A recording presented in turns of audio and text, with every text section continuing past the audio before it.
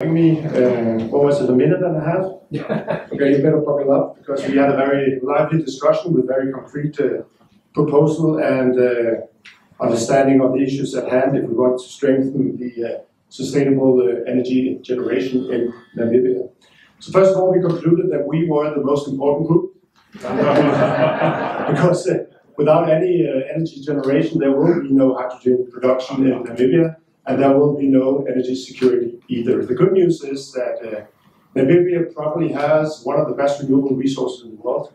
The sun, obviously, the wind, and biomass as well. The bad news is that we don't have projects, bankable projects enough in the books to make this happen. And this is what we focused on to, in order to identify the challenges and the possibilities out there. First of all, what does it take to attract the investments needed to generate this kind of energy? Regulatory stability and political support is crucial. Everybody agreed, including the private investors, that we have that in Namibia. So this is to your credit that this looks very good from an investor's point of view. And it could also be a competitive advantage for Namibia in this region going forward. We need to have a better understanding of the electricity market, the energy market, regionally with the South African power pool, also domestically in Namibia. We need more data and we need to develop scenarios that private investors and developers can feed into.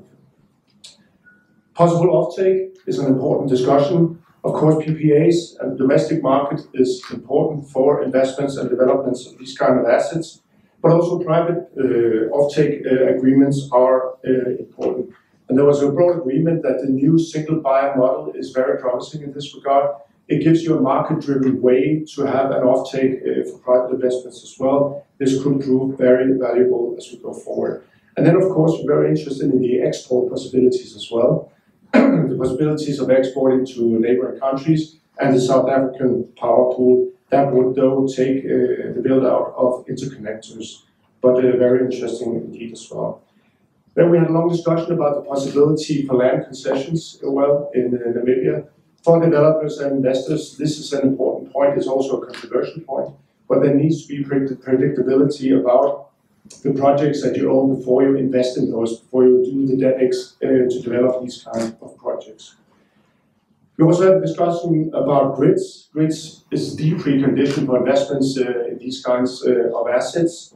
We need to, as I said before, strengthen the interconnectors to neighboring countries. That would give Namibia the possibility of becoming an exporter and not an importer of energy. Huge potential there. The national grid needs to be developed. A lot of investment needs to come into that one. And then we need to discuss how to connect to the big power-to-X projects, the big hydrogen projects. Because those projects are standalone projects with massive power generation attached to them.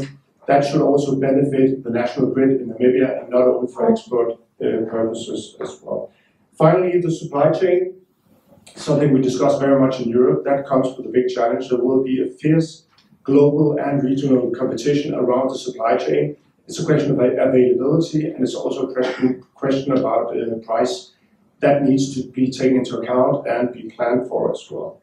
In this connection, transparency and predictability about the demand for local content are very, very important for investments as well. So a big shout out to that one as well. And then we need access to skilled power as well, as we heard earlier today in one of the interventions. Finally, a small note on partnerships, which we were asked to discuss as well. Making those ends meet, because we talked about big integrated energy systems. It takes a broad public-private partnership to make that happen.